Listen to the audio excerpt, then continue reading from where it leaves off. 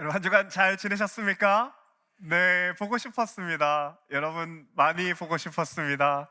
참 좋으신 하나님의 평강과 은총이 오늘 예배 자리 나오신 모든 성도 여러분에게 여러분의 삶의 자리자리에 예수 그리스도의 크신 사랑으로 임하시기를 주님의 이름으로 축복합니다. 아멘. 오늘 본문 에스겔서 1장을 보면서 많은 분들이 아니 이게 도대체 무엇을 묘사한 것인가 라는 생각이 드셨을 겁니다. 본문에 보니까 불이 번쩍번쩍 하더니 여러 가지 동물의 얼굴이죠. 사자와 송아지의 얼굴, 독수리와 여러 사람의 이 생물의 얼굴이 나오는데 이게 무엇인지, 에스겔이 대체 무엇을 보고서 이 장면을 묘사를 한 것인지 좀 의아하게 여기셨을 것입니다.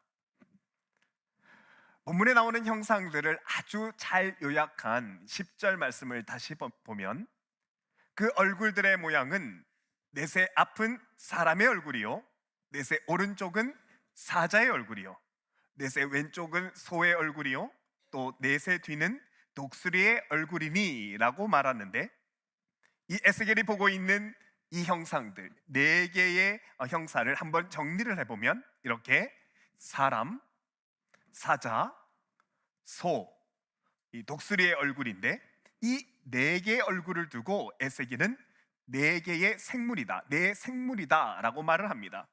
그러면 여러분, 에스겔이 보고 있는 이 네 생물이 도대체 뭐냐는 것이죠. 여러분, 이 네 생물이 뭔지 좀 아시겠습니까?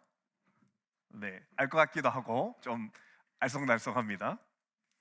여러분, 성경을 해석할 때는 가장 올바른 방법이 성경 안에서 그 의미를 해석하는 것이 바로 바른 방법인데요. 오늘 본문 뒤에 에스겔서 1장 28절을 보면 이 네 생물이 무엇인지 정확하게 설명하고 있는데 이 말씀이 이러합니다. 이는 네 생물을 말하는 건데요, 이는 여호와의 영광의 형상의 모양이라 내가 보고 엎드려 말씀하시는 이의 음성을 들으니라. 본문에 나오는 네 생물의 모습은 뭔가 생소하고 무언가 좀 복잡하게 여겨지지만 이것은 하나님이 나타나실 때 하나님과 함께 나타나는 형상이라는 겁니다. 여러분, 하나님이 인간에게 임재하실 때 우리 인간은 그 하나님의 모습을 직접 보면 죄인인 우리는 죽습니다. 거룩하신 하나님을 죄를 가지고 있는 우리 인간이 직접 볼 수는 없는 것이죠. 때문에 하나님은 우리가 이게 하나님의 임재하심이구나, 하나님이 지금 나타나셨구나 라는 것을 알 수 있도록 하나님이 나타나실 때는 사람이 내 생물의 형상을 볼 수 있도록 보여주시는 건데요. 그래서 여러분, 요한계시록에도 보면 하나님이 계시는 그 성전에 이 네 생물이 하나님과 함께 등장을 합니다.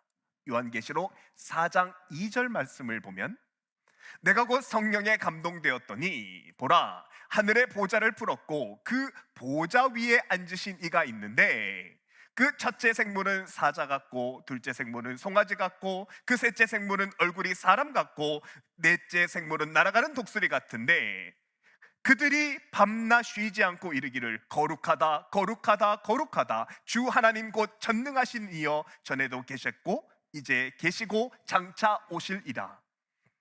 이처럼 사자, 소, 사람, 독수리의 형상을 가진 이 네 생물이 하나님 임재하실 때 나타나셔서 하나님의 영광을 드러내고 하나님을 거룩하다고 찬송을 하는 것이죠.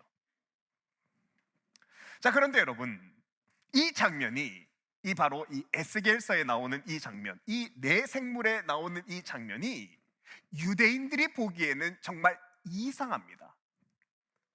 여러분, 하나님은 이전까지만 해도 오직 성전에서만 그 모습을 보이셨습니다.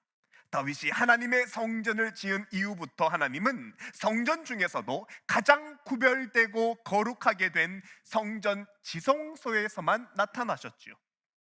그래서 이사야서를 보면 이사야가 성전 안에 임하시는 하나님의 옷자락을 보았다라고 표현을 하고, 또 이스라엘 여러 왕들이 기도하는 장면을 보아도 하나님이 성전에 임재하셨을 때 왕의 기도가 응답받았다는 표현이 나오는 겁니다. 그런데 이 하나님이 어찌된 일인지 에스겔서에서는 성전이 아니라 갈대아 땅 그발 강가에 나타나신 겁니다. 오늘 본문 3절 말씀을 다시 한번 보십시오. 갈대아 땅 그발 강가에서 여호와의 말씀이 부시의 아들 제사장 나 에스겔에 특별히 임하였다라고 말합니다. 여러분, 여기서 갈대아 땅 그발 강가라는 것은 이스라엘 백성들이 포로로 잡혀온 곳, 포로로 잡혀와서 머물렀던 바벨론 땅인데요, 그런데 하나님이 이 이방 땅 바벨론 그발 강가에 임재하셨다는 겁니다. 그러면 이게 어떻게 된 일인가? 어떻게 하나님이 예루살렘 성전이 아니라 이 이방 땅 그발 강가에 오신 건가? 이것이 궁금해지는데, 여러분, 여기에서는 역사적 배경이 있어야 이것이 이해가 됩니다. 여러분도 잘 아시는 것처럼 이스라엘은 주전 605년에 바벨론 대제국에 의해서 패망하게 됩니다. 그리고 이것은 이미 이스라엘 백성들이 오래전부터 하나님 말씀을 떠나 살았기 때문에 이런 이스라엘의 패망은 이미 결정되어진 재앙이었죠. 그래서 하나님은 이 이스라엘 백성들에게 이제라도 너희가 하나님 외에는 다른 어떤 것도 의지하지 말라고, 특히나 세상의 힘과 세상의 권력을 의지하는 그런 일들을 하지 말라고 당부하시면서 이제라도 하나님 곁에 붙어 있으라고 그렇게 이야기를 하십니다. 그런데 이때 이스라엘의 왕이었던 여호야긴을 중심으로 애굽의 힘을 의지하는 자들이 있었는데요, 애굽에는 예로부터 말과 병거가 많고 또 군대가, 강력한 군대가 애굽에 있으니까 이들은 애굽과 그리고 애굽 왕을 의지하여서 그 세상 힘으로 이 세상을, 이런 상황을 이겨나려고 그렇게 노력을 했지요. 하지만 하나님의 말씀대로 애굽은 완전히 패망하게 됩니다. 대신에 바벨론 대제국이 세계의 패권을 쥐게 되죠.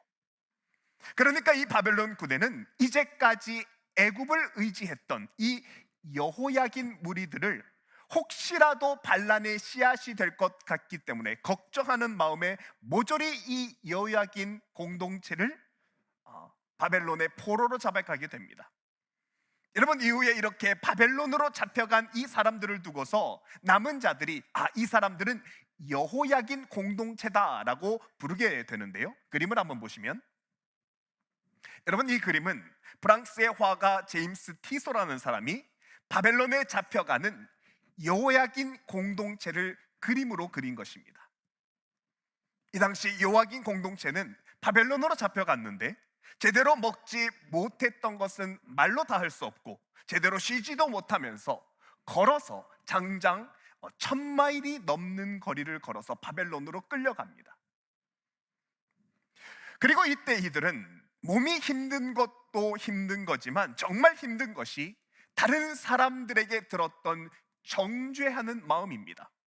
여러분, 예루살렘에 남아있는 사람들이 잡혀가는, 이 바벨론으로 잡혀가는 여호야긴 무리를 보면서 정죄합니다. 너희는 이제 아사셀 염소가 될 거라고 그렇게 말했는데요, 여러분, 아사셀 염소라는 것은 이스라엘 모든 백성들의 죄를 짊어가고 그래서 대신 죽는 염소를 말합니다.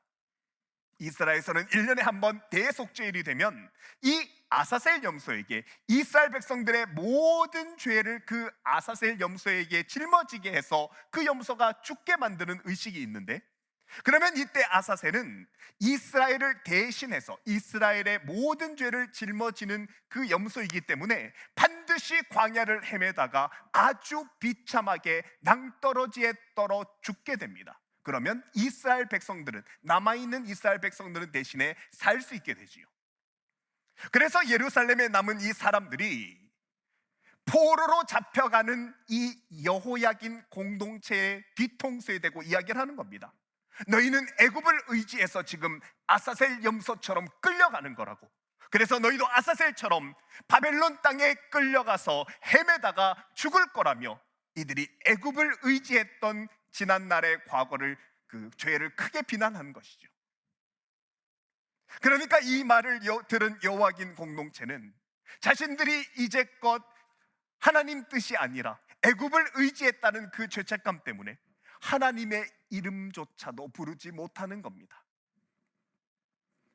말씀을 어긴 것은 사실이고, 또 내가 이 상황을 다 망쳤다는 죄책감과 하나님께 버려졌다는 그 무력감에 그 이후로는 감히 하나님의 이름을 부르거나 회개 자리로 나오지 할 생각을 못하게 되었는데요. 그런데 여러분, 바로 이렇게 자신이 버려졌다고 생각되는 사람들, 이 여호야긴 공동체를 위하여 주신 말씀이 바로 에스겔서입니다. 내가 내 죄로 인해 하나님께 돌아갈 수 없다라고 생각되는 사람들을 위한 말씀이 바로 오늘 본문의 에스겔서 말씀이지요. 그래서 여러분, 시편에 보면 특별히 시편 137편, 여러분 이때 바벨론으로 끌려왔던 여호와긴 공동체 사람들이 하나님을 부르며 우는 장면이 나오는데요, 1절을 보면 이러합니다. 우리가 바벨론의 여러 강변 거기에 앉아서 시온을 기억하며 울었다. 그 강변에서 하나님을 기억하며 울었답니다. 여러분, 이 시편 137편에 보면 포로들이 시온의 노래라는 노래를 부르면서 그 가사를 읊조리면서 하나님께 나아가는 장면을 보여주는데요. 그런데 이 시편은 시편에 나와 있는 다른 시편과는 다르게 하나님께 면목 없어서 그저 하나님께 나와 우는 장면이 묘사되어 있습니다. 이들이 말하는 것이, 그럼에도 불구하고 이 바벨론 강가에서 내가 구할 것은 오직 하나님의 은혜뿐이라며 하염없이 눈물을 흘리는 장면이 이 시편 137편에 나와 있지요.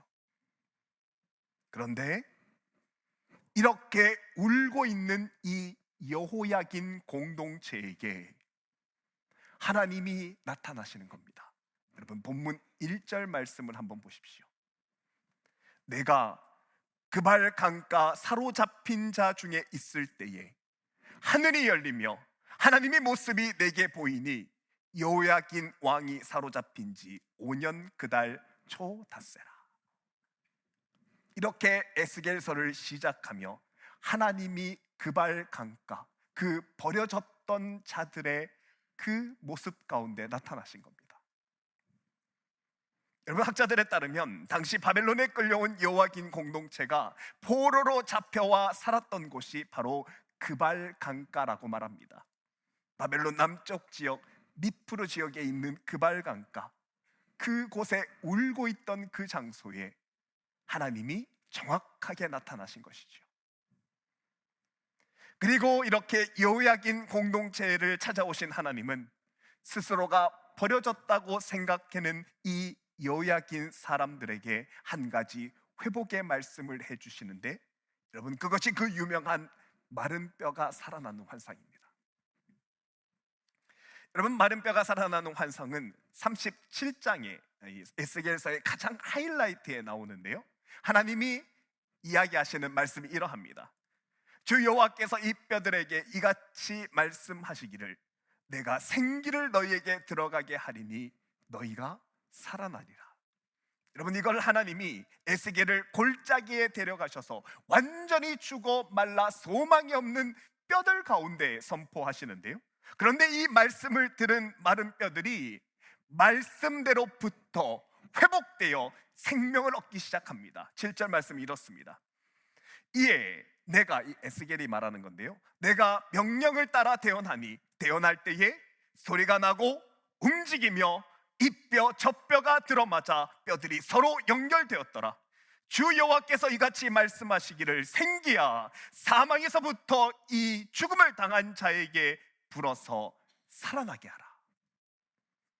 죽은 뼈들이 말씀대로 서로 붙어서 연결되어 살아나는데요, 그런데 여러분, 이렇게 마른 뼈가 회복되고 다시 생명을 얻는 이 예언의 환상이 바로 여호야긴 무리를 위한 말씀이었다는 겁니다. 그러면 이게 여호야긴 무리에게 얼마나 큰 위로였겠습니까? 말할 수 없는 큰 은혜와 하나님이 주신 약속을 힘입어 회복되는 순간이었을 것입니다.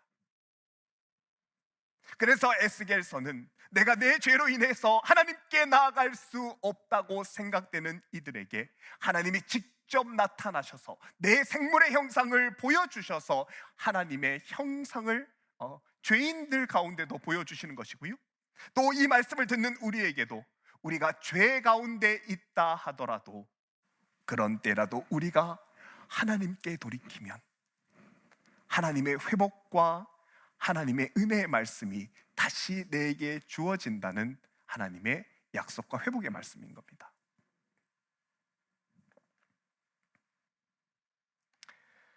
여러분, 저는 어린 시절 주일학교 때 참 믿음 좋은 선생님을 많이 만났는데요, 그 중에서도 초등학교 3년 동안 성경을 가르쳐 주셨던 선생님이 반복해서 말씀하신 이야기가 있습니다.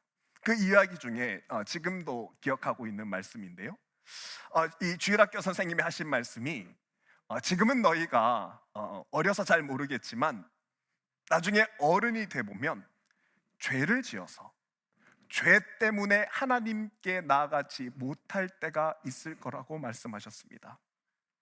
그러면서 해준 이야기가 이런 내용인데요, 근데 조금 걱정스러운 게 이게 조금 웃길 수 있기 때문에, 왜냐하면 이게 유년 초등학교 아이들 수준에 맞춰서 하신 이야기이기 때문에 감안해서 들어주시기 바랍니다.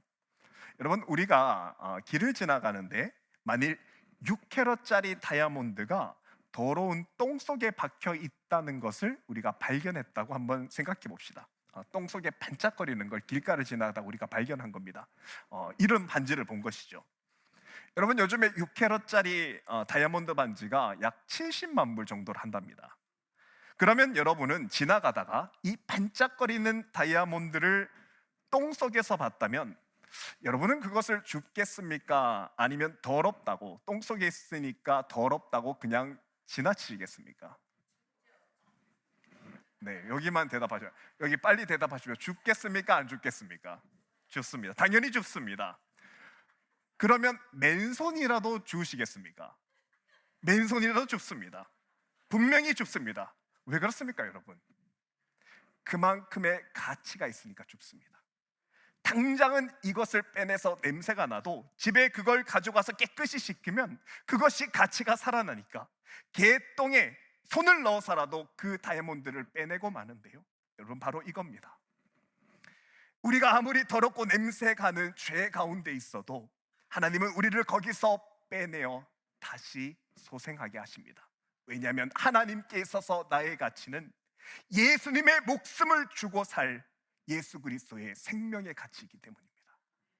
하나님이 나를 살리기 위해서 예수 그리스도를 아낌없이 내어주셨다면 누가 뭐래도 내 생명의 가치는 예수 그리스도의 생명의 가치입니다. 그러니 우리가 아무리 더러운 곳에 냄새나고 추악한 죄 가운데 있더라도 하나님께 돌이키면 하나님이 우리를 거기서 건지셔서 깨끗하게 하신 후에 우리를 다시 회복하시는 겁니다.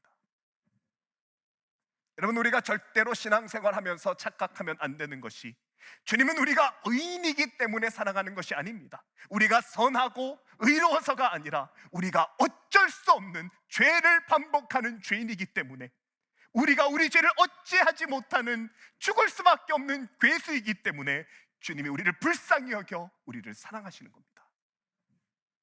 그래서 로마서 5장 8절 말씀에서 이렇게 기록합니다. 우리가 아직 죄인 되었을 때, 내가 의인이 아니라 죄인이었을 상태 그때 있더라도 그리스도께서 우리를 위하여 죽으심으로 하나님께서 우리에 대한 자기의 사랑을 확증하셨느니라. 내가 선하고 나에게 의로운 구석이 있어서가 아니라 나를 사랑하시는 주님의 사랑이 신실하시기 때문에 내가 구원받는 거고요, 여러분, 이럴 때는 내가 어디에 있든 어떤 상태에 있든 하나님께 돌이키면 우리는 사는 겁니다. 특히나 올해 하나님께서 송구영신 예배 시간에 신명기 말씀으로 말씀해 주셨는데, 신명기 말씀 30장을 보면 이러합니다. 내 쫓겨간 자들이 하늘 가에 있을지라도 내 하나님 여호와께서 거기서 너를 모으실 것이며 거기서부터 너를 이끄실 것이라.